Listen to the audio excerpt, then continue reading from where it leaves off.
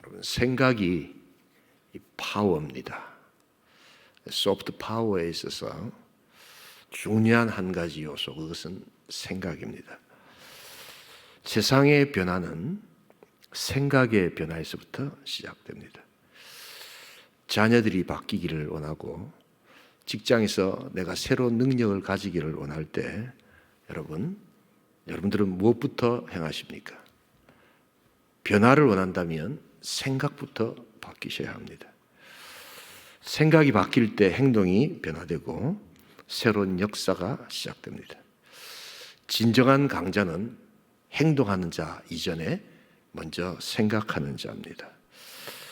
소프트 파워, 오늘 세 번째 시간으로 염려하지 않고, 우리 첫 번째 보았죠. 두 번째 기도하고, 오늘 이 본문 순서상으로는 이 감사하는 부분이 있는데 우리 감사에 대한 주제는 자주 나누는 말씀이기 때문에 오늘 뛰어넘어서 오늘 생각으로 일단 우리 생각해 보도록 하겠습니다. 그래서 이 생각, 오늘 이 본문에 보시면 생각을 어떻게 할 수 있는가를 바로 밑에 답이 나와 있습니다. 7절에 보시면 예수 안에서 너의 마음과 생각을 지키신다고 했는데, 그 다음에 그 마음과 생각을 지키기 위해서 사도 바울이 바로 8절에 이것들을 어떻게 하라고 합니까? 생각하라 라고 되어 있습니다. 그래서 여러분, 생각의 훈련들을 좀 하셔야 합니다. 그래서 우리가 이 생각을 생각해 보는 시간을 꼭 가지셔야 합니다. 이것을 메타, 이렇게 생각이다. 메타라는 말을 요즘 많이 붙입니다. 그것은 뭐냐면 생각을 생각하고 시간을 시간으로 다시 확증하는 겁니다. 자, 그래서 오늘 우리 생각 훈련, 무엇보다도 우리는 이제 이 예수 중심의 생각, 우리 크리스찬들이 가지고 있는 이 세계관은 예수 중심의 세계관이 돼야 되는데, 예수 중심의 세계관을 우리가 만들어갈 때 꼭 필요한 몇 가지가 있습니다. 그래서 우리 생각의 틀을 한번 잡아보는 시간들을 가지기로 합니다. 무엇보다도 먼저 한번 이 생각에 관계되는 도표를 하나 좀 보면 좋겠습니다. 이 생각의 틀을 여러분 가져야 되는데요. 우리가 생각을 할 때 그 안에 신념, 자기가 가지고 있는 이런 어떤 여러 가지 축적된 어떤 삶의 원칙들이 있거든요. 그리고 또한 여러 가지 어떤 관점으로 보느냐 하는 것입니다. 똑같은 이런 물이 있어도 우리 잘 예를 들지만 이렇게 반이 남았다 라고 생각하는 사람이 있고, 이렇게 반밖에 되지 않았다, 이런 것들을 우리가 보는 관점이 있잖아요. 반이나 남았다, 반밖에 안 남았다, 이렇게 하듯이 똑같은 현상인데 그것을 바라보는 관점이 다른 것이지요. 여러분, 그래서 이 생각이 이제 어떤 느낌을 가지고 그것이 행동으로 나타나고 그것이 습관이 되고 그 다음 저게 인격이 되어서 이제 인생이 된다, 이렇게 얘기합니다.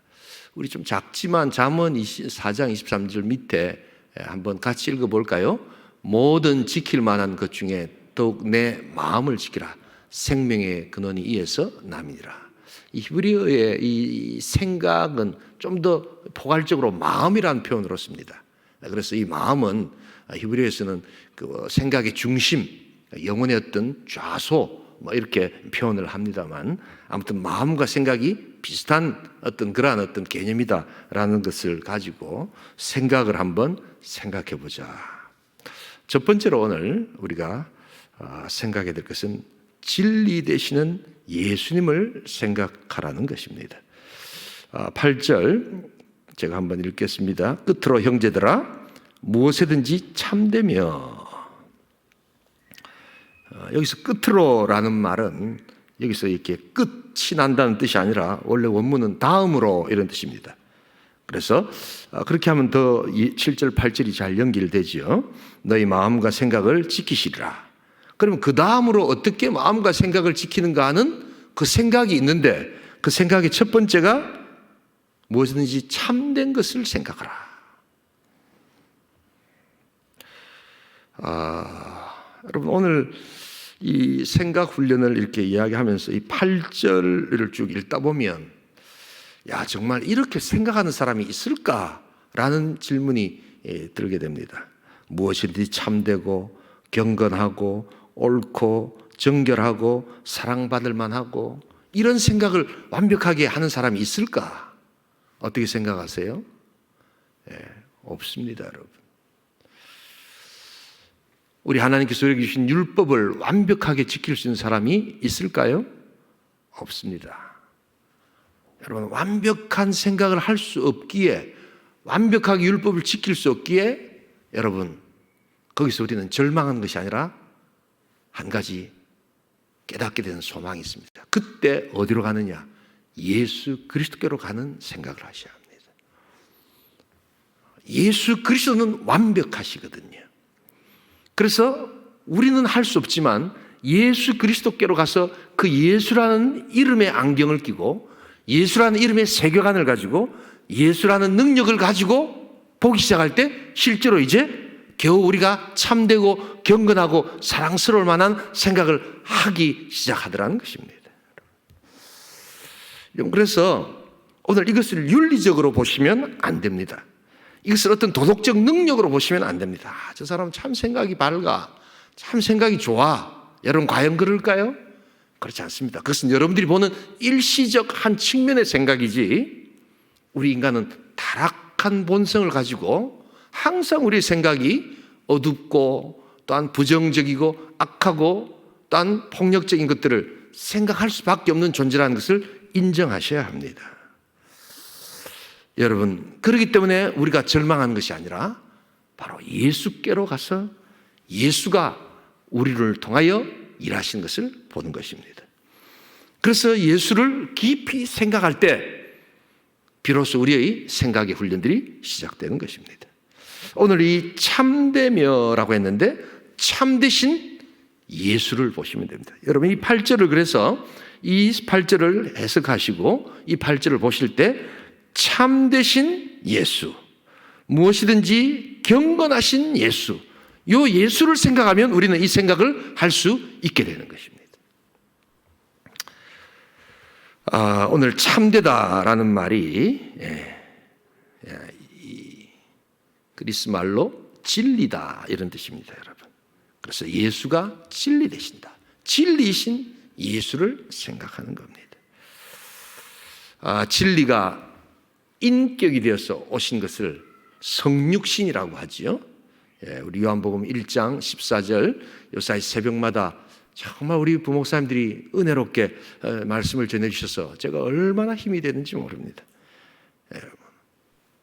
진리 되시는 예수께서 자신의 신성을 나타내셔서 표적을 보여주시고, 특별히 우리 예수님의 말은 다른 사람들의 말과 다르게 말에 생명이 있습니다. 그래서 요한복음에는 자꾸만 예수님이 뭐라고 이야기하셨어요? 내 말을 믿어라 라고 이야기하는데, 그 말은 우리가 하는 말과 다르게 그 말 안에 생명이 들어가 있기 때문에, 그래서 예수님을 믿을 때, 그 말을 믿을 때 생명을 얻게 된다는 것을 뜻합니다. 말씀이 육신이 되어 우리 가운데 가심에 은혜와 진리가 충만하신 예수, 바로 우리 예수는 100% 하나님이시며 또한 100% 인간이신 유일하신 우리의 중보자, 바로 그것입니다. 그래서 예수 중심의 생각은 진리 중심의 생각이 되는 겁니다. 그래서 우리 주님은 말씀하십니다. 요한복음 16장 4절에 내가 곧 길이요 진리요 생명이라고 말씀하십니다. 여러분, 그래서 예수를 알기 시작할 때 생각의 틀이 이제 바뀌기 시작합니다. 생각의 틀이 비로소 바뀌기 시작할 때 그것이 행동이 되고 성품이 되고 인격이 되고 인생이 된다는 것을 여러분 알아야 합니다. 그래서 아까 우리가 보았던 그 생각의 틀 한번 보시기 바랍니다. 다시 한번 틀어주세요.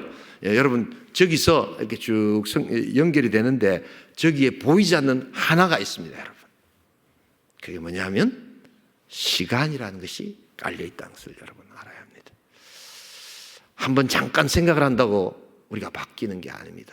우리는 많은 경우에 예수를 믿고 스스로 착각하는 것이 있습니다. 내가 예수를 믿고 너무 좋으니까 그때부터 나는 완전히 이제 바뀌었다고 생각했는데 여러분, 아닙니다. 하나님께서 우리를 법적인 관계 속에서 우리를 의롭다 칭해 주시지만 여전히, 그래서 우리는 구원받은 백성이 되지만 그것은 법적인 관계라는 것을 여러분 알아야 합니다. 그리고 실제로 내 안에는 여전히 악한 본성이 있기에 항상 주님께 이제 다가가서 나를 구원하여 주신 그 주님 앞에서 그 주님을 닮아가는 나의 삶의 생각과 나의 훈련들을 해야 하는 시간이 필요하다는 것을 여러분 알아야 합니다.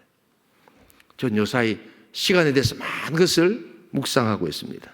그리고 한 가지 제가 시간에 대해서 고백한 것이 있습니다. 결코 시간과 싸우지 않겠다는 겁니다. 젊은 시절 저는 시간과 많이 싸웠습니다. 그래서 내가 무엇인가를 하려고 하고 내가 어떤 시간을 정해놓고 그것을 이루지 못하면 안타까워하고 조급해하고 그런 시간들이 많았습니다. 그런데 하나님께서 우리 인생들을 향해서 말씀하실 때 시간으로 말씀하신다는 것을 저는 요사이 깨닫게 됩니다. 여러분, 그래서 생각하는 법의 시간을 좀 들이시기 바랍니다. 여러분, 생각하도록 시간을 좀 들이시기 바랍니다. 예수님이 나의 삶의 구원자가 되시는 실제적인 삶의 능력을 위해서 그 생각의 시간을 하나님께 좀 드려야 합니다. 여러분, 이 머리, 생각이라고 하니까 머리가 좋은 사람만 이렇게 한다고 생각하는데 그것은 완전한 오해입니다. 하나님 우리 있는 그대로 나에게 어떤 형태로든지 나를 이 땅에 보내셨다면 생각할 수 있도록 만드셨고, 여러분 그래서 그 생각을 생각하라고 우리 주님은 말씀하십니다. 인공지능을 이렇게 이야기하면서 인공지능의 발달을 두려워하는 사람들이 있습니다. 맞습니다. 인공지능이 생김으로 말미암아 많은 일자리가 사라진다고 하지요. 최근에 저도 신문을 봤습니다만 이 치킨집에서 닭을 100마리 튀기는데 사람이 100마리를 튀기는 것과 이렇게 로봇가 나와서 100마리를 튀기는 신문이 나왔더라고요. 사람이 한 5마리 정도 튀기고 있는데 로봇가 100마리를 벌써 반죽해서 다 튀기는 놀라운 사건이 있었습니다. 여러분, 더 잘 튀기고 더 정확하게 튀기는 겁니다. 인공지능이 우리 삶 가운데 들어올 때 많은 변화가 일어날 것입니다. 여러분, 그런데 인공지능이 이렇게 들어오는 것을 전혀 겁낼 필요가 없는 경우가 있습니다. 왜냐하면 인공지능을 아무리 활용을 해도 이 생각에 새로운 생각이 나타날 때 인공지능을 넘어갈 수가 있습니다. 이 인공지능을 두려워하는 사람들의 생각은 생각에 대한 생각이 좀 다르기 때문입니다. 왜냐하면 이 머리를 그냥 정보의 저장소 정도로만 생각합니다. 그러니까 정보에 극대화된 인공지능이 나타나니까 두려울 수밖에 없지요. 여러분, 그러나 정보는 기록으로 남기는 것이지 그냥 생각으로 끝내서는 안 됩니다. 머리는 기록을 저장하는 것이 아니라 생각하여서 새로운 창조력과 새로운 능력을 하나님 안에서 발견하는 것입니다. 그래서 영원한 하나님의 가치, 또한 영적인 세계, 또한 영원한 하나님의 능력을 생각하는 것, 그것은 AI가 아무리 발전을 해도 해결할 수 없는 문제라는 것을 잊지 말아야 합니다. 그러기에 전혀 두려워할 필요가 없습니다. 오히려 AI를 빨리 우리가 받아들이는 그러한 또 폭넓은 자세가 필요합니다. 오늘 우리 찬양팀이 정말 뜨겁게 이렇게 참 코로나로 인해서 가장 우리 위축되고 있는 것이 이 찬양 아닙니까? 오늘 찬양을 하는데 여러분 하나 놀라운 일이 있어요.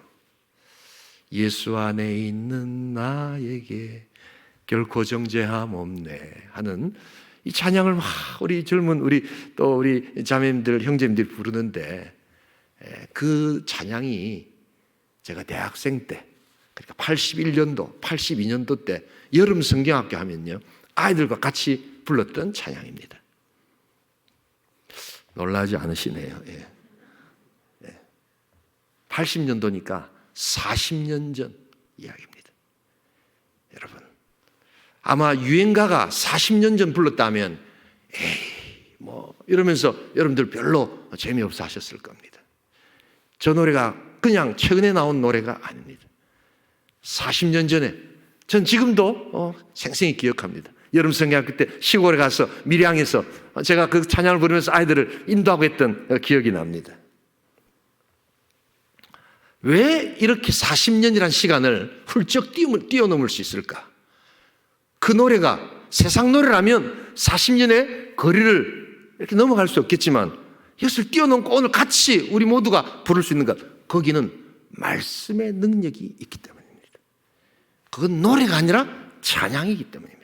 그 안에 예수 안에 있는 나에게 결코 정죄함 없는 생명의 성령의 법이 죄와 사망의 법에서 너와 당신을 딴 우리 모두를 해방시켰다는 복음의 말씀이 있기에 그것은 시간을 넘어서는 능력이 되게 될 줄 믿습니다. 여러분, 바로 그것입니다. 생각을 자극하는 방식이 있습니다. 그건 무엇보다도 묵상하는 것입니다. 이것이 이제부터 소프트 파워가 되는 것입니다. 여러분, 말씀을 내재화시켜야 합니다. 말씀을 그냥 듣고만 끝내는 것이 아니라 내가 말씀 앞에 질문을 던지고 그 질문을 내 스스로가 하나님 앞에서 찾으려고 하는 몸부림이 있고, 그래서 그것이 내 속으로 들어와 어느덧 날개를 펼치기 시작할 때 그때 생각은 자극되기 시작합니다.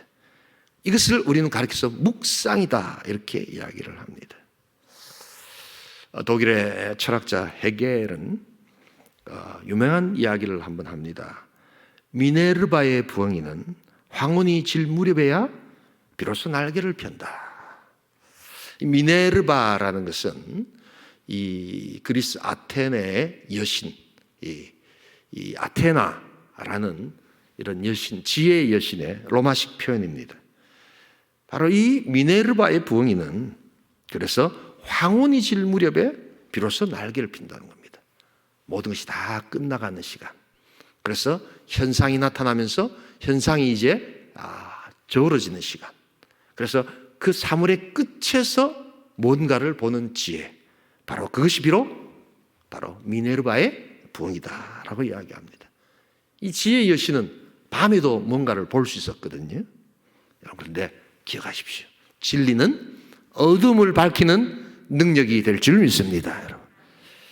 그래서 우리가 사물의 현상을 넘어서서 볼 수 있는 그 깊은 진리의 지혜, 바로 그것을 우리는 묵상으로 보게 되는 것입니다. 우리 사도행전 17장 11절 같이 한번 읽겠습니다. 베레아에 있는 사람들은 데살로니가에 있는 사람들보다 더 너그러워서 간절한 마음으로 말씀을 받고 이것이 그런가 하여 날마다 성경을 상고함으로. 저기서 너그럽다는 말은 뭐 이렇게 다른 뜻이 아니라 부드러워서 잘 받아들여서라는 뜻입니다. 그래서 날마다 성경을 어떻게 하는 겁니까? 묵상하고 생각하면서 생각을 자극시킨다는 겁니다. 여러분, 말씀으로 생각을 자극시키지 않으면 여러분들은 바로 다른 무언가로부터 자극을 받게 되었습니다. 세상의 광고와 세상의 이론과 정치적인 수사와 정치적인 선동과 이런 것들을 통해서 여러분들, 우리는 자극받게 되어 있다는 것을 여러분 잊지 말아야 합니다. 말씀이 여러분들의 생각을 자극하고 있습니까? 그렇지 않다면 여러분은 어딘가에 또 다른 자극으로 지금 자극받고 있다는 것을 잊지 말아야 합니다. 진리 대신 예수를 생각할 수 있기를 소원합니다. 두 번째로 오늘 우리 생각을 할 때 필요한 것은 고상하신 예수님을 생각해야 한다는 것입니다. 우리 8절 다시 한번 읽겠습니다. 중간에 끊겠습니다. 끝으로 형제들아 무엇에든지 참되며 무엇에든지 경건하며. 여기서 경건하다라는 말은 존경한다, 정직하다, 좋다, 이런 것들을 다 포함하는 그런 뜻입니다. 그래서 우리나라에서 말하는 우리가 한국말로 하는 경건과는 조금 의미가 다릅니다. 그래서 제일 좋은 표현이 사실은 고상하며라는 뜻입니다. 그래서 고상하신 예수 그리스도를 우리가 생각하는 겁니다. 고상하다라는 말은 말이나 행동에 수준이 높고 점잖하고 질서가 있다, 이런 뜻입니다. 그러나 안타깝게도 우리나라에서는 이 고상하다는 표현이 굉장히 부정적으로 쓰입니다. 저 사람 굉장히 고상한 척하네 라고 하는, 고상한 척 한다 할 때 비로소 유일하게 쓰는 단어입니다, 여러분. 그러나 이 고상이라는 단어는 원래 굉장히 좋은 말입니다. 우리 주 예수 그리스도께서 바로 고상하신 분이셨다는 것을 여러분 아셔야 합니다. 이 고상하다는 말의 반대는 위선적이다라는 뜻입니다. 그래서 그 생각이 깊지 못하고 또한 행동과 수준이 높지 못할 때, 예절이 없을 때, 이것을 앞뒤가 맞지 않을 때 위선적이다라고 이야기합니다. 우리 다 함께 마태복음 15장 18절 같이 한번 읽겠습니다. 입에서 나오는 것들은 마음에서 나오나니 이것이야말로 사람을 더럽게 하니라. 저기서 마음이라는 것이 전체 아까 생각과 똑같다고 했죠. 그래서 주님의 진리를 부정하고 정말 깨끗한 게 무엇이냐, 왜 손을 씻지 않느냐라고 하는 이 행위에 초점을 맞출 때 예수님은 그 행위를 넘어서서 그 사람의 마음과 생각을 꿰뚫어 보시면서 진정으로 지저분한 것은 너의 생각에서 나온다라고 이야기합니다. 마음에서 나오는 것이 바로 악한 생각으로 연결되는 겁니다. 여러분, 이 바리새인들의 특징이 뭐냐 하면, 여러분, 이 하나님의 말씀을 자꾸만 자기의 열심으로 플러스를 시킨 사람들입니다. 그래서 자꾸만 하나님의 말씀을 자꾸만 이렇게 더해서 자기들만의 규정을 만드는 겁니다. 우리가 성경을 우리가 읽을 때, 성경을 믿을 때 성경의 충분성을 믿을 수 있기를 소원합니다. 뭐냐면 성경의 66권이 더 이상 다른 필요가 없다. 오직 66권만 있으면 모든 것, 영적인 문제나 우리들의 삶의 진리가 된다는 그 믿음을 가져야 합니다. 이단들이 성경을 부정하지 않습니다. 그냥 성경에 덧붙여서 또 다른 것들을 이야기할 때, 저것이 성경의 충분성을 부정하는 것이구나 라고 생각하셔야 합니다. 바로 그 이단들의 첫 번째 출발이 바로 바리새인들이었습니다. 그들은 탈무드라는 것을 또 만듭니다. 그들은 미슈나라는 것을 또 만듭니다. 그래서 성경 66권보다도 그들의 해석을 더 높입니다. 이것은 잘못된 것입니다. 여러분, 그래서 우리가 신앙생활 하시면서도 성경 이외의 것들을 자꾸 교회에서 규정화시키고 자꾸만 정관이라든지 뭐 이렇게 자꾸 만들어서 사람들을 이렇게 우리가 이끌려고 하는 것, 그것은 온전한 성경의 자세가 아닙니다. 성경 66권이면 우리 모든 것을 할 수 있다는 믿음이 있어야 합니다. 여러분, 반면에 사두개인들은 어떤 사람들이냐? 그것은 성경에 있는 것을 자꾸만 마이너스 시켰던 사람입니다. 성경에 있는 것을 자꾸만 빼는 겁니다. 성경에 부활이 있고 성경에 영생이 있고 성경에 천사를 이야기해도 이런 게 어디 있어? 그러면서 그것을 빼버립니다. 바리새인들은 더 아는 사람이었고 사두개인들은 빼는 사람들이었습니다. 오늘 교회 안에 이런 바리새적 모습과 오늘 교회 안에 이런 사두개적 모습이 많다는 것을 여러분 잊지 말아야 합니다. 그러나 우리 예수는 말씀하십니다. 자꾸만 우리 이성의 틀 안에서, 그래 우리의 어떤 생각 안에서 자꾸만 성경을 받아들이고 할 때 부정적인 생각으로 가득 찰 수밖에 없습니다. 우리 다 함께 빌보서 3장 8절을 같이 읽겠습니다. 또한 모든 것을 해로 여김은 내 주 그리스도 예수를 아는 지식이 가장 고상하기 때문이라. 내가 그를 위하여 모든 것을 잃어버리고 배설물로 여김은 그리스도를 얻고, 고상하신 예수를 얻는 것이 우리의 고상함의 극대화된 모습입니다. 여러분, 그래서 우리가 이 고상하신 예수를 자꾸만 묵상하셔야 합니다. 우리는 성경만 있으면 뭔가 부족한 것 같아서 자꾸만 자기가 규정을 만들기 시작합니다. 그래서 뭐 이렇게 모여서 뭘 이렇게 자꾸만 만듭니다. 제가 어릴 때 SFC라는 것이 있었습니다. 학생신앙 운동이었는데 저는 SFC 활동을 대학 들어가서 열심히 안 했습니다.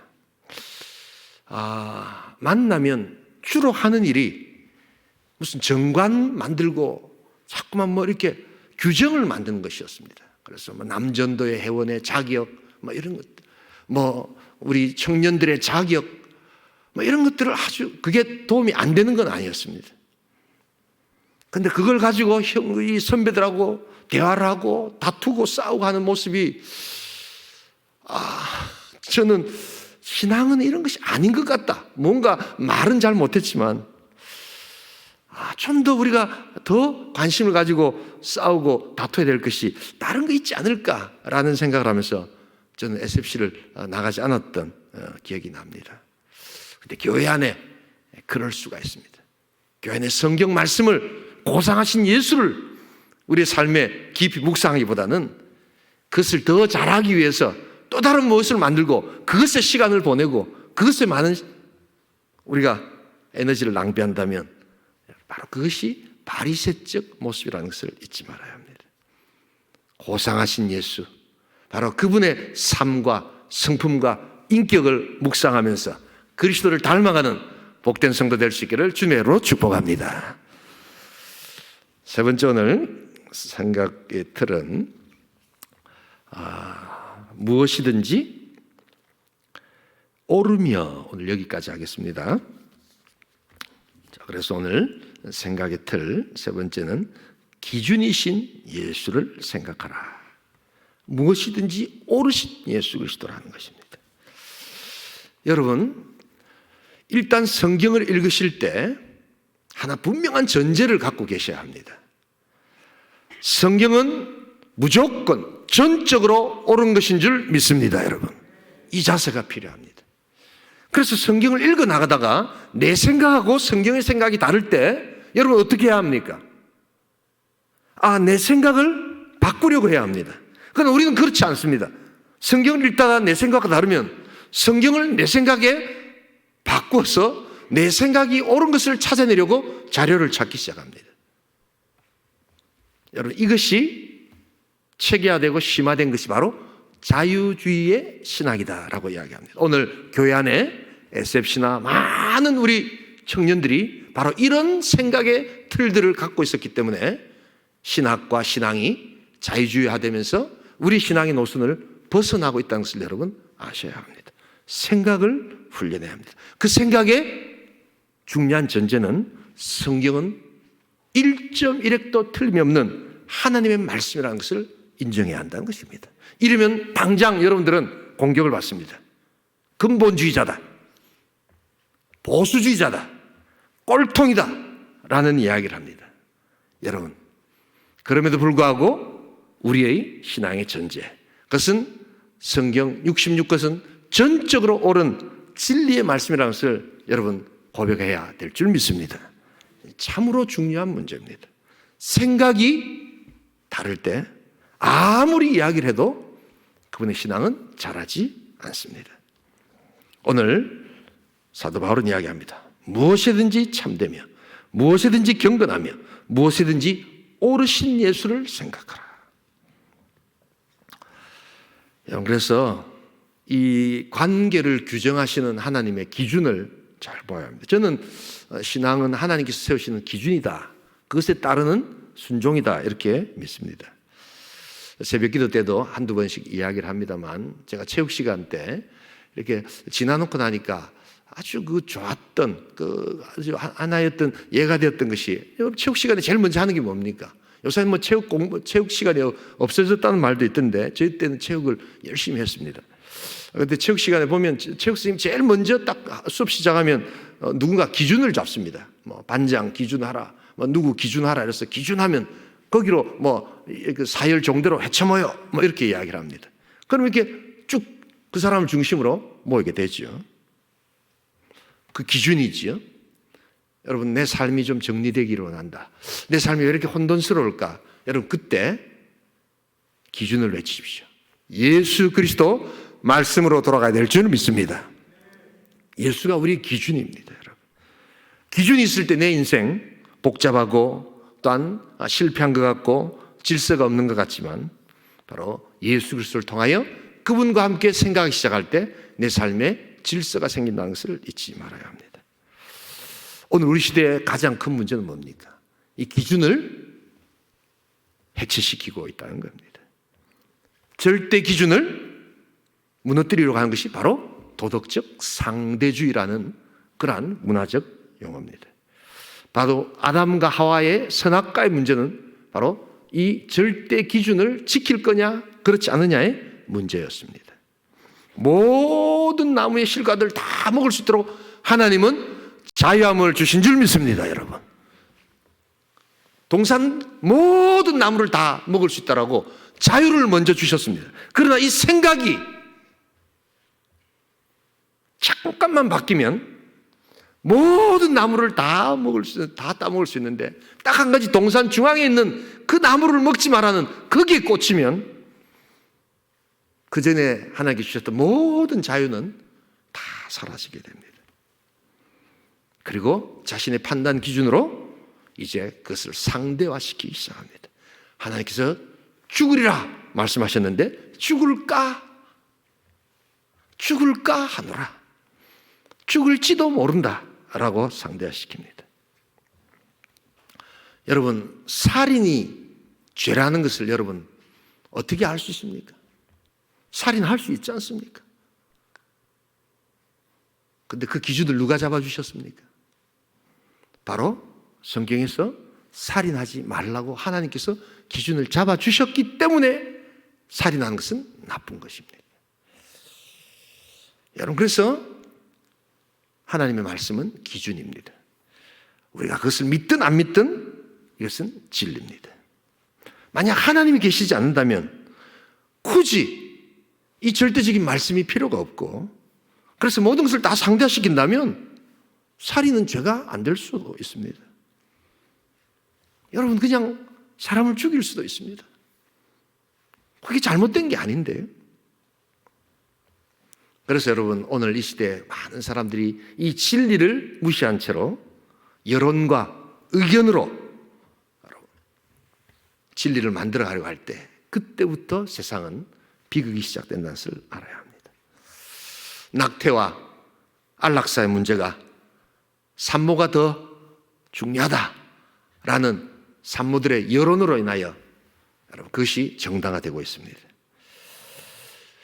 여러분, 그러나 진리는 사람 숫자가 많다고 여론이 그렇게 한다고 되어지는 것이 아닙니다. 여러분, 여기 어딘가에 북쪽이 있겠죠. 어딘가에 동쪽이 있겠죠. 자, 우리 여기서 같이 손을 들고 동쪽 어딘가 한번 손 들어버렸어서 우리 모두가 다 손을 든다고 해서 동쪽이 우리가 원하는 대로 될까요? 되지 않습니다. 제일 좋은 방법은 아무나 나침반을 하나 가지고 오는 겁니다. 여러분들 핸드폰에 아마 나침반 기능이 있을 겁니다. 그것을 켜놓고 여론조사를 하는 것이 아니라, 손을 드는 것이 아니라 그것을 보면서 정북향을 N극이 어디로 가리키고 있는가를 보면 끝나는 것입니다. 바로 그것이 진리를 발견하는 방식입니다. 여러분, 오늘 우리 시대의 아픔은 바로 이런 진리를 상대화시키고, 그래서 하나님께서 주신 이 진리의 기준을 상대화시키는데 가장 큰 문제가 있습니다. 교회 안에조차도 진리를 찾고 진리를 묵상하고 진리에 순종하기보다는 사람 숫자로 뭔가를 만들어가려고, 뭔가를 결정하려고 하는 이것이 우리의 교회들을 가장 어렵게 하고 약화시킨다는 것을 여러분 잊지 말아야 합니다. 우리 다 함께 예레미야 6장 19절 이제 찾아보고 마치겠습니다. 같이 한번 읽겠습니다. 땅이여 들으라, 내가 이 백성에게 재앙을 내리니 이것이 그들의 생각의 결과라. 그들이 내 말을 듣지 아니하며 내 율법을 거절하였습니다. 그들이 내 말을 듣지 아니하며 내 율법을 거절하는데 그것은 어디서부터 시작됐는가? 바로 그들의 생각의 결과라는 것입니다. 행동의 결과가 아니라는 것입니다. 행동보다 더 위험하고 더 무서운 것이 생각이라는 것을 여러분 알아야 합니다. 그래서 예수는 우리의 기준이 되십니다. 복잡하고 내 삶에 여러 가지 어려움이 있고 아픔이 있고 눈물이 있지만 생각의 기준이 예수님이다라는 것을 기억할 때 우리 인생에 비로소 새로운 질서가 생기기 시작합니다.